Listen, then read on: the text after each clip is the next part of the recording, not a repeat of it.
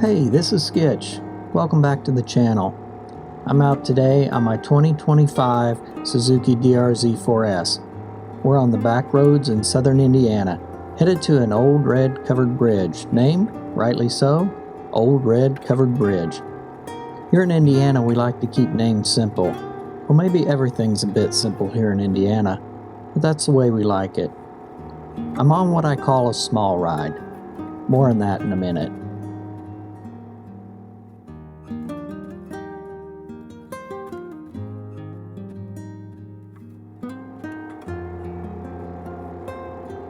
I've been struggling lately. It's been difficult to find the time to ride. I bet some of you know what I'm talking about. My bike is sitting in the garage, hooked up to a trickle charger like an IV drip, just keeping it alive in some kind of suspended animation. Every time I walk by to mow the lawn, grab a tool from the toolbox, or check on that faint dripping sound I can never find, there's a little twinge of guilt. At times I'll just sit on the bike, hoping it might feel the same as riding. It never does. For us riders in their 50s, 60s, and beyond, that feeling can sting a little bit. There was a time when hopping on the bike didn't require a second thought. You just grabbed your jacket, checked your mirrors, and rolled.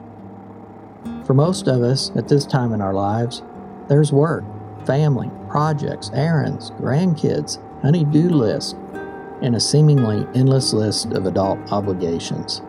Still, deep down, that itch to ride never fades. Motorcycles are a funny thing. They're machines of joy, but they carry a strange emotional weight when left unridden.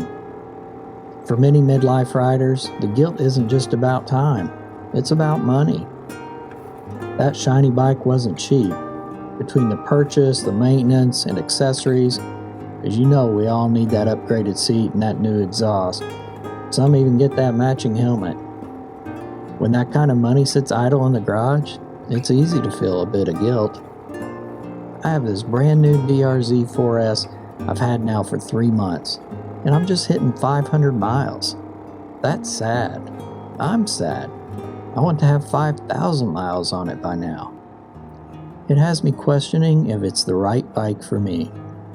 Maybe I need to be on a bike with heated grips, a heated seat, and a windshield, just so I can ride it back and forth to work, just to get the miles in and not feel guilty. But here's the thing. The motorcycle doesn't have to justify its existence through miles ridden. It's not about guilt. It's about what that machine represents. Freedom, independence, a reminder that there's still adventure waiting outside our daily routine.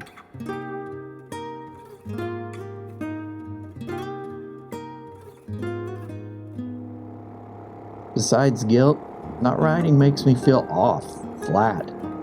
My brain somehow gets a reset or recalibrated after a ride. At first, skipping a few rides doesn't seem like a big deal. Life gets busy. You tell yourself it's temporary. But slowly, things change. The stress that used to melt away during rides now lingers. My patience wears thin, my energy dips. I find myself getting restless in a way I can't quite explain. The truth is, riding isn't just a hobby, it's a therapy. The rhythm of the road, the wind against your jacket, the focus it demands, it resets my brain in a way few things can. And then there's the identity question. For many of us, the motorcycle is part of who we are. Hanging up the helmet too long feels like losing a piece of ourselves. I start to wonder if I'm really a rider, or am I someone who used to be one?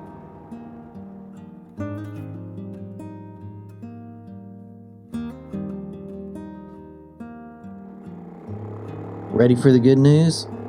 You don't need a full getaway or a 500-mile loop to reconnect. A 30-minute ride can do wonders. Too often I'm guilty of thinking I need to plan something big, a long ride, an overnight, a so-called real ride. But that mindset becomes another excuse. The truth is, a ride doesn't need to be epic to be meaningful. There's magic in short rides too. I think sometimes us YouTubers show these big epic adventures and paint a picture that further is better, the more remote is better, the more you can suffer is better. I love those kind of trips, but these types of videos can give the wrong impression that the small trips out for coffee or looking for an old covered bridge isn't worth the ride. It's not about distance, it's about presence. A short ride can lift my mood for days. The key is to stop waiting for the perfect condition, that perfect planned trip. There is no such thing. Ride when you can, where you can, how long you can. Every time you're out there with a leg over your bike, you're reclaiming a little piece of yourself.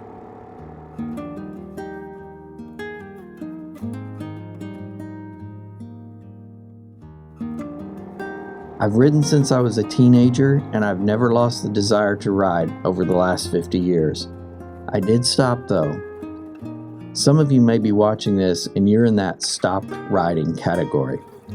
I stopped for several reasons, but mostly for a fear of not being around for my wife and kids if something happened to me. We all know the dangers. Being the parent of a special needs child, it brings in a lot of unique responsibilities. And in our case, we went from 2-income family to a 1-income family.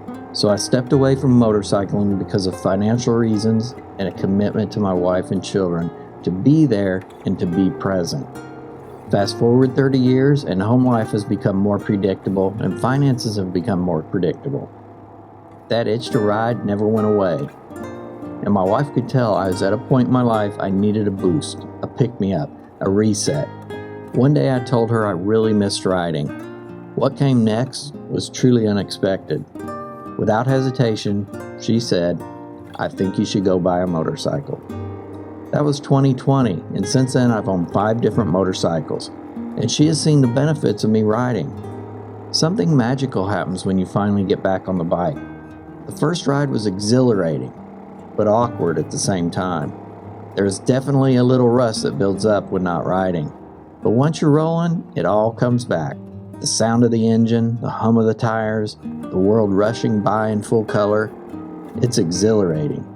You remember why you fell in love with riding in the first place.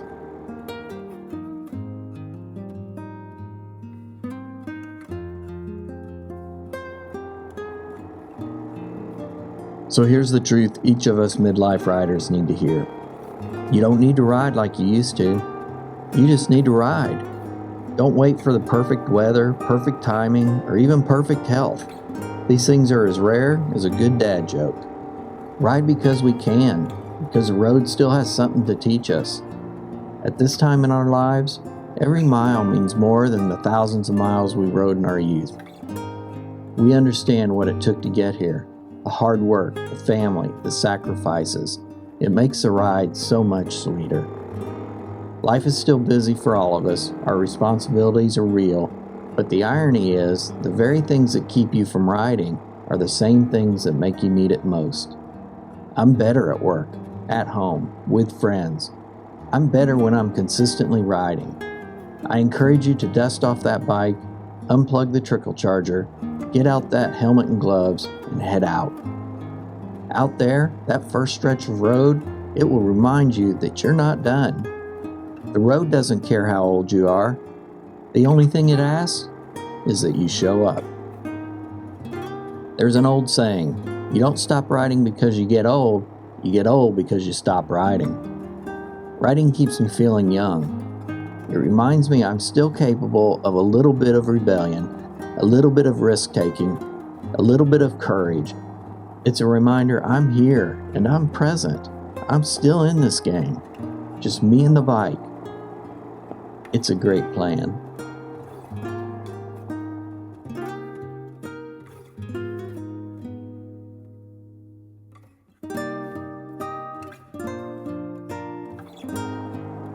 Hey, thanks for joining me today on my small ride. We're out here in the cornfields in southern Indiana. We've made it to the big old red covered bridge. If you like this video, please think about subscribing. Let me know in the comments what you think about small rides and what you think about getting back on your motorcycle again. Has your motorcycle been sitting too long? Let me know that you got on it and you took a ride today. Stay tuned. We have one more thing with Zoe.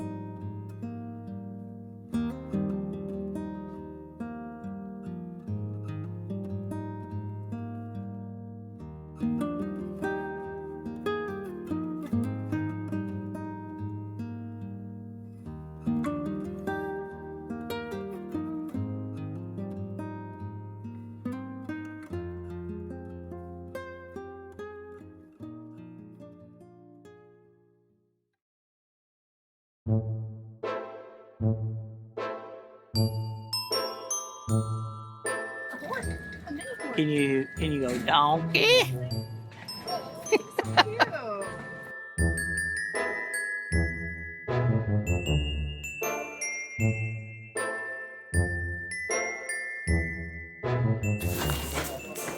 Oh wow! You want to play with me?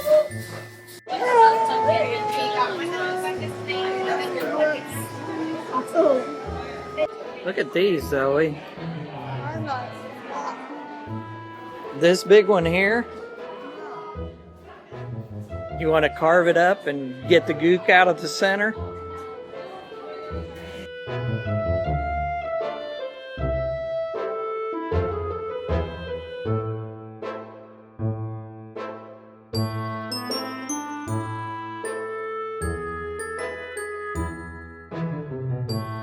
What are we doing here? A pumpkin party? You like pumpkins? And what else you like?